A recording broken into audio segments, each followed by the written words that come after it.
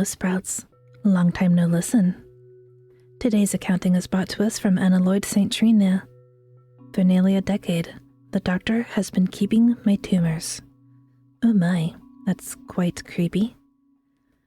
It was every parent's worst nightmare, but only for a week.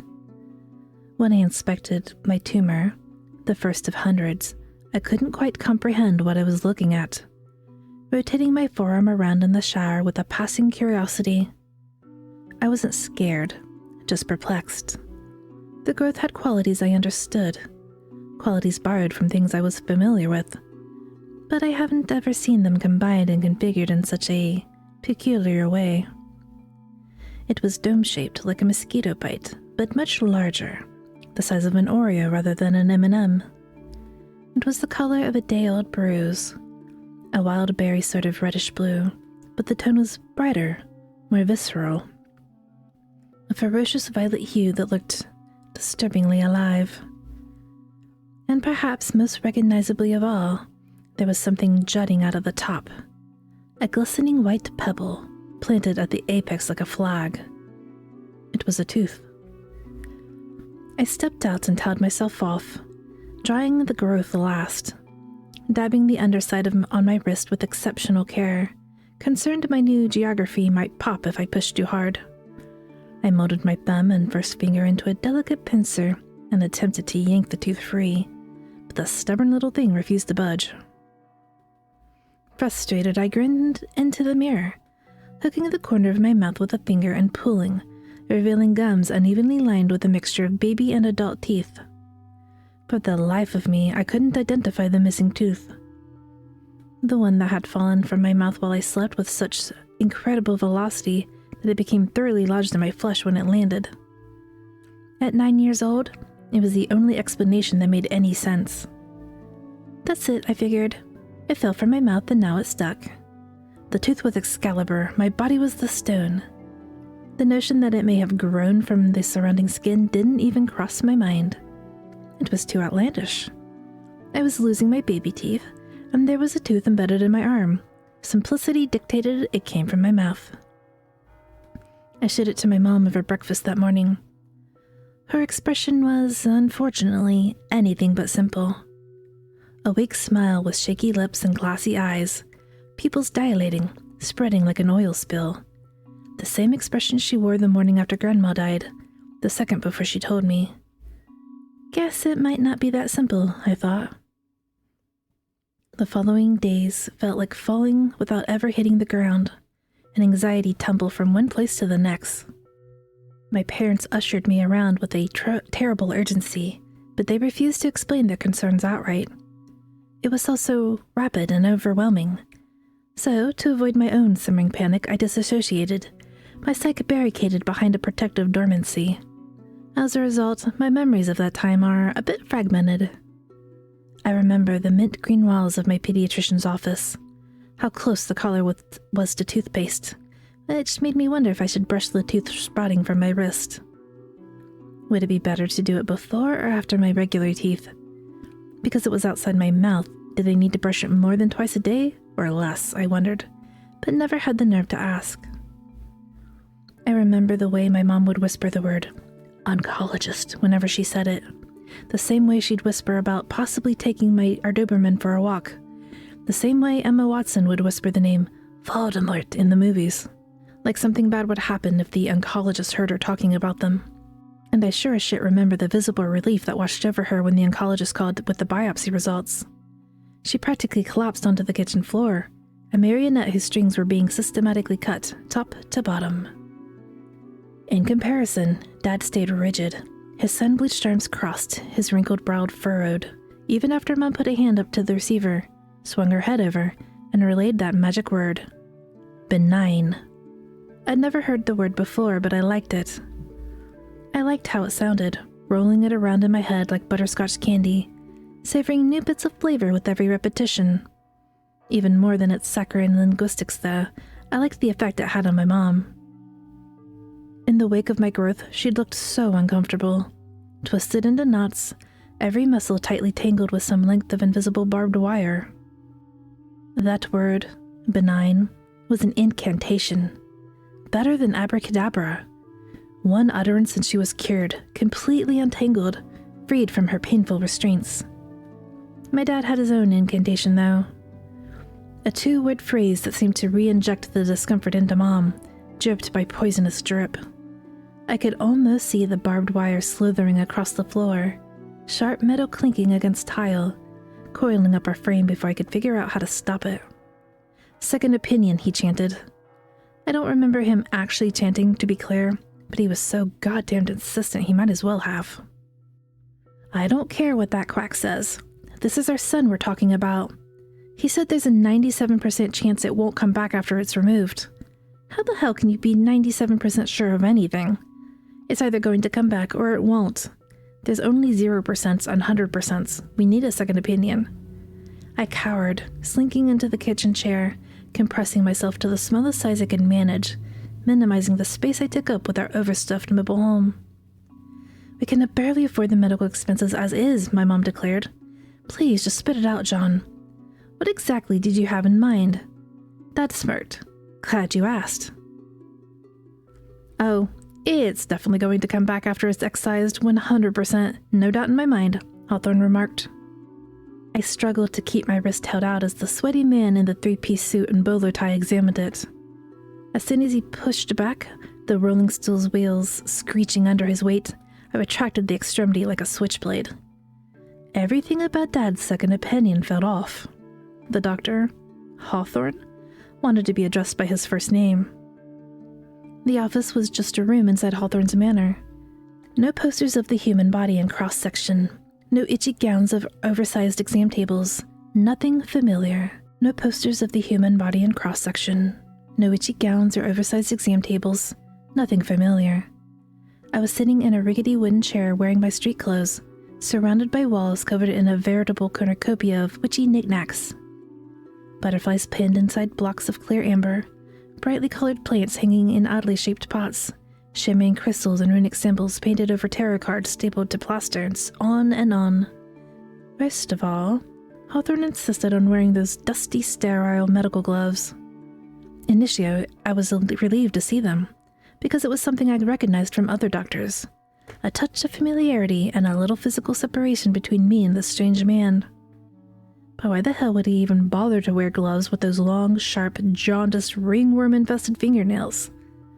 By the time he was done with his poking and prodding, most of them had punctured through the material. The feeling of his nails scraping against my skin made me gag. The other physician your family saw wasn't completely off the mark, he went on to say, peeling the eviscerated gloves off his sweat-caked hands before shoving them in his suit pocket. Certainly a teratoma, a germ cell tumor that can grow into all sorts of things. Teeth, hair, fat, bone. I'll stop the list there. Don't want any nightmares induced on my account. Hawthorne winked at me. I generally believe he was trying to be personable, maybe playful, but the expression had the opposite effect. I squirmed in my seat as if Hawthorne's attention had left a physical layer of grease or ash coating my skin, and I needed to shake the residue off. His eyes were just so beady.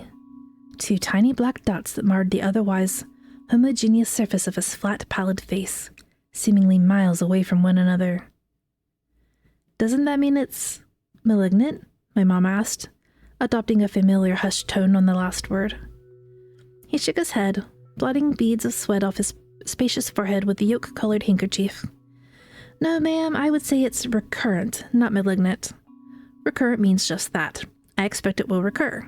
Malignant, on the other hand, means it could recur and Hawthorne abruptly clamped his mouth shut. He was speaking a little too candidly. Still, I knew the word he meant to say. I wasn't a baby. Kill. Excuse the awkward transparency, folks. I haven't treated a child in some time. Used to, sure, but pediatrics has been a little too painful since... Well, that's neither here nor there. Allow me to skip ahead to the bottom line. Despite what the other doc said, the teratoma will reemerge after a time, and it should be removed. Not because it's malignant, but more because I imagine letting it grow too large would be distressing. For your boy's sake, I'm glad your husband got my card and gave me a call. I've been informed that money's tight. Don't fixate too much on the financing. I didn't get into medicine to bankrupt anyone. We'll do an income-based payment plan. Save any questions you have for my lovely assistant Daphne. God knows I couldn't answer them. We followed Hawthorne through his vacant mansion and out to the rear patio. It was an older woman facing away from us in a small, circular, cast-iron table, absent-mindedly stirring a cup of black tea with a miniature spoon. In its prime, I imagined their backyard was truly a sight to behold. Its current state, however, was one of utter despair. Flower beds that had been reduced to fetid piles of dead stems and fungi. A cherubic sculpture missing an arm, faceless from erosion above a waterless fountain, its basin dappled with an array of pennies, a cryptic constellation composing a long abandoned wishes. A small bicycle being slowly subsumed by the overgrowth, a dilapidated treehouse in the distance. The doctor waved us forward. Mom and I sat opposite the woman. At first, she seemed angry that we had climbed into the 2 empty seats without asking, face contorted into a scowl. Something changed when she saw me, however. Her anger melted away into another emotion. It was like joy, but hungrier. She wore a smile that revealed a mouth full of lipstick-stained teeth. As if to juxtapose her husband, the woman's eyes appeared too big for her face, craterous sockets filled with balls of dry white jelly that left little space for anything else. And those eyes never left me, not for a moment, not even when she was specifically addressing my mom. "Daphne, could you explain the payment plan to these kind folks?" Hawthorne remarked as he turned to walk back inside, snapping the screen door shut. Through the transparent glass, his eyes lingered on me as well, but his expression was different than his wife's. Wistful, but muted. In a choice that would only feel logical to a kid, I pretended to sleep. Closed my eyes, curled up, and became still.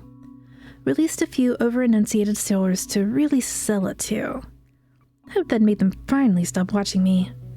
Eventually, I felt my mom pick me up and carry me to the car. "That was your second opinion," she hissed at Dad as we arrived home.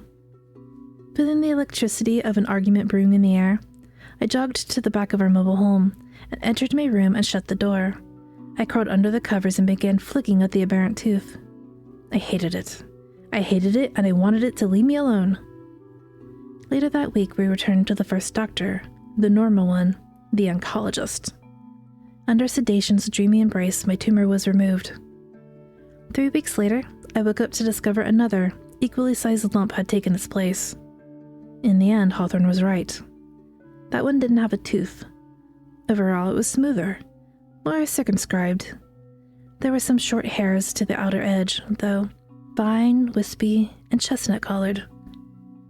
If I had to guess, I'd say they were eyelashes, but I really tried not to think about it. All things considered, the last 10 years have been relatively uneventful. I quickly adapted to the new normal. After a year, my recurrent teratoma barely even fazed me anymore. The human being truly is a bizarre machine. Sometimes it would take a few weeks. Other times it would only take a few days. Inevitably, though, the growth would be back. My mom would call Daphne's cell and schedule an appointment for it to be excised. She'd always answer on the first ring.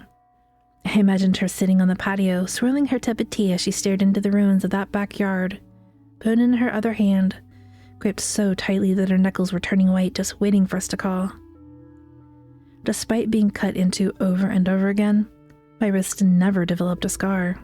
Hawthorne attributed the miraculous healing to the powder he used to anesthetize the area before putting scalpel to skin, a bright orange dust that smelled like coriander, distinctly floral with a hint of citrus.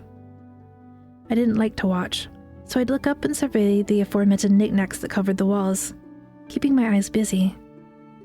Say what you want about Hawthorne, but the man was efficient. In 5 minutes, the tumor would be gone, the wound cleaned and bandaged, and I wouldn't have felt a thing. Afterwards, he'd delicately drop the orphan growth into a specimen jar, hand it off to a waiting Daphne, and she'd whisk it away. I always wanted to ask how they disposed of them. Never did. After each operation, he'd deliver a warning.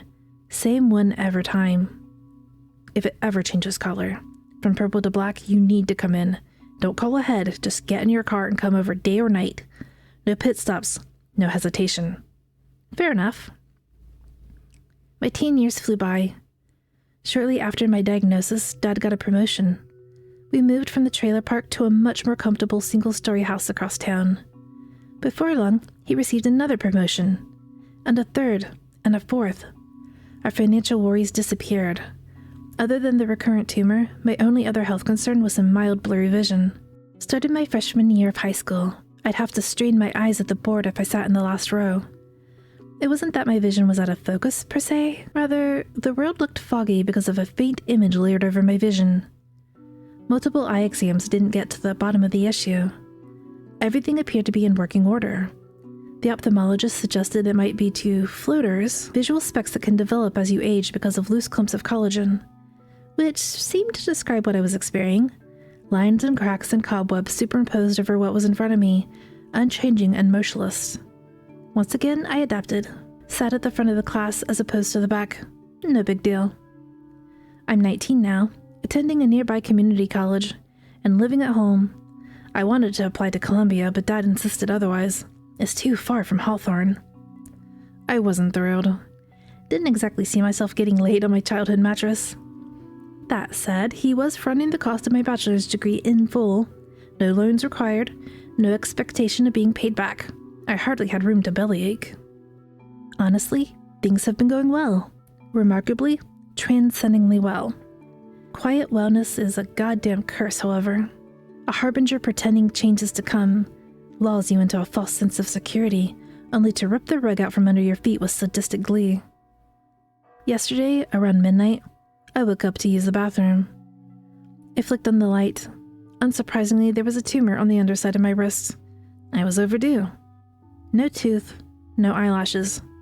But it was black. Black as death. Black as Mom's pupils the first time she saw it. I panicked. Didn't even bother to wake up my parents. I had my driver's license after all.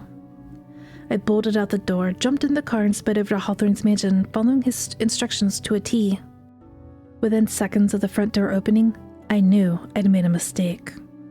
Hawthorne wrapped a meaty paw around my shoulder and pulled me inside. Even in the low light of the foyer, I could tell there was panic in his features too. Then, he said the words that have been relentlessly spinning around in my skull since. Another incantation. I felt the imperceptible barbed wire curling up my legs as he led me up the stairs. The air getting colder, and colder, and colder. Cold enough that I could see the heat of his breath as he spoke once we reached the top. I've been meaning to show you my son's old room. I flailed and thrashed, tried to squeeze out of his grasp, but I simply didn't have the strength.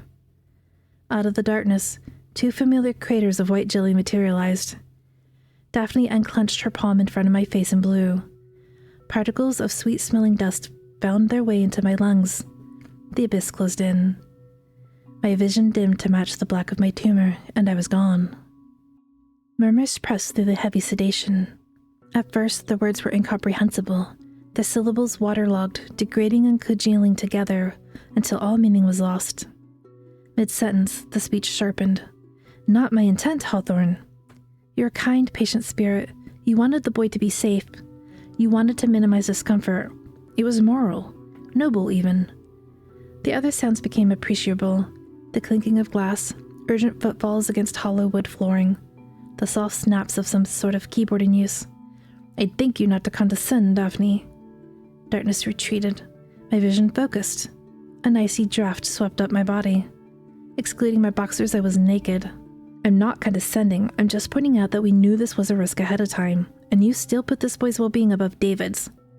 If we pulled the meat slow, there was a chance it would sour. We knew that. Now look where we are. I was in a bedroom, tied to a chair with what looked like makeshift restraints.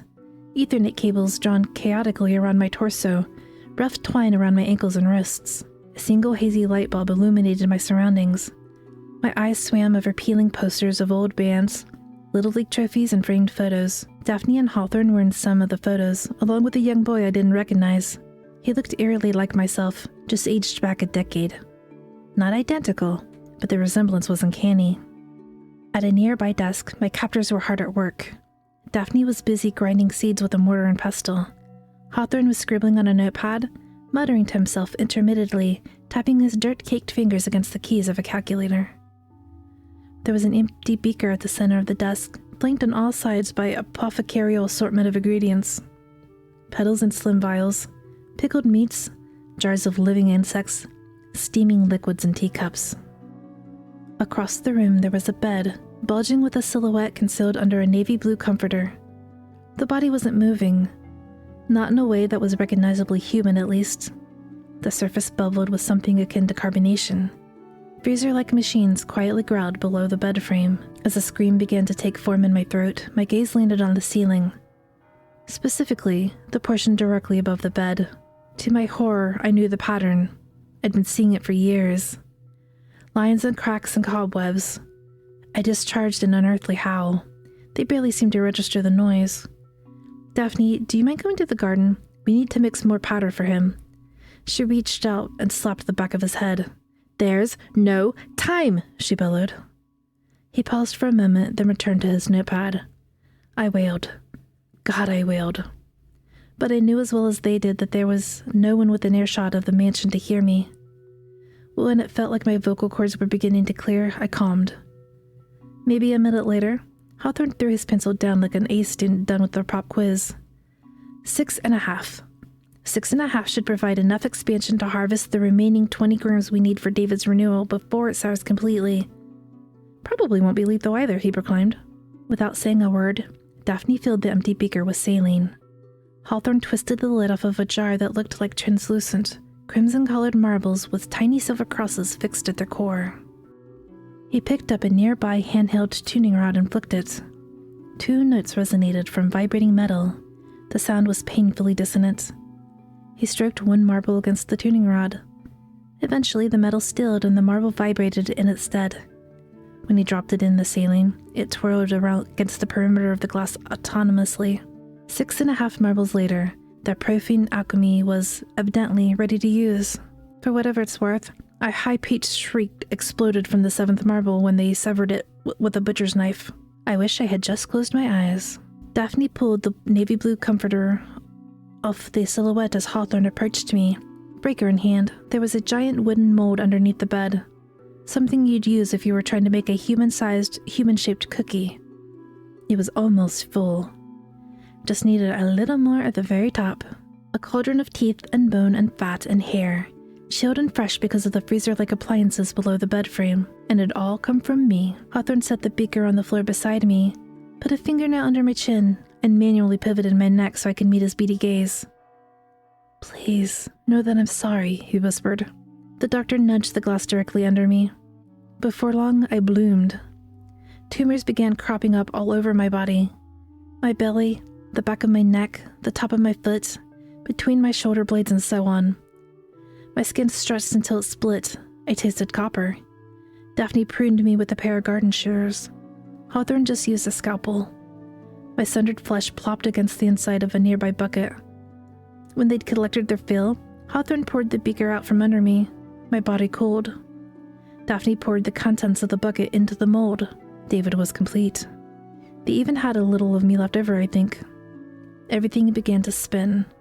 I heard Daphne ask, "Do you think David will understand? Do you think he'll like his new body?" From somewhere in the room, Hawthorne had procured a chunk of dark red meat, glistening with frost. A heart, maybe. He pushed it into the mold. "Of course he will," Hawthorne replied, lighting a match. "He's our son." The doctor tossed the match into my archived flesh. The mold instantly erupted with a silver flame. A guttural, inhuman moan emanated from the mercurial conflagration. A figure rose from the fire. Thankfully, before I could truly understand what I was looking at, I once again succumbed to the merciful darkness. I woke up in the same spot some time later, untied, wounds hastily sutured. There was an IV in my arm. Above me, the last drops of a blood transfusion moved through the tubing. 1 of 3, it would seem, judging by the 2 other empty bags hanging from the steel IV pole. I found my clothes folded neatly beneath the chair, my cell phone lying on top, fully charged. As if tased, I sprang from the chair, crying, pacing, scratching myself, mumbling wordlessly. Aftershocks from the night before, no doubt. When I'd settled enough to think, I threw on my clothes, flipped open my phone, and almost made a call. I was one tap away from calling my dad when something began clicking in my head, a realization too grotesque to be true. I studied the bedroom. The alchemical supplies were gone. The posters, the trophies, the photos. They were gone too. For some reason, maybe in their haste, they'd left the wooden mold. It was empty, save for the light dusting of silver ash. I sped home, hoping, wishing, praying to God that I wouldn't find something when I searched. Both my parents were at work when I arrived. I sprinted through our foyer, up the stairs, down the hall, and entered my bedroom. I knocked against my bed frame. It was hollow, sure, but that didn't prove anything. I ran my fingers across the oak. Nothing. Smooth. Featureless. There's no way, I told myself. There's just no way. Dad worked hard and got promoted. That's it. My body was pressed against the wall. I still had to examine the last side. The frame screeched as I pulled, as if beseeching me not to check. I felt one of the sutures over my stomach pop from the exertion, but it didn't slow my pace, and if anything, the pain was welcome. Halfway across the normally concealed side, I noticed a slit in the wood. I pushed on it, and a hidden compartment clicked open. When I pointed my phone light into the hole, there it was. A small glass of saline with a single red marble in it, right under where I laid my head at night. Spinning, spinning, spinning. And if I squinted, if I really focused, I could see an image superimposed on top of what I was actually seeing. But it wasn't static anymore. No more lines, no more cracks, no more cobwebs. The image was constantly changing. A window to David's eyes, when I don't think I'll ever be able to close.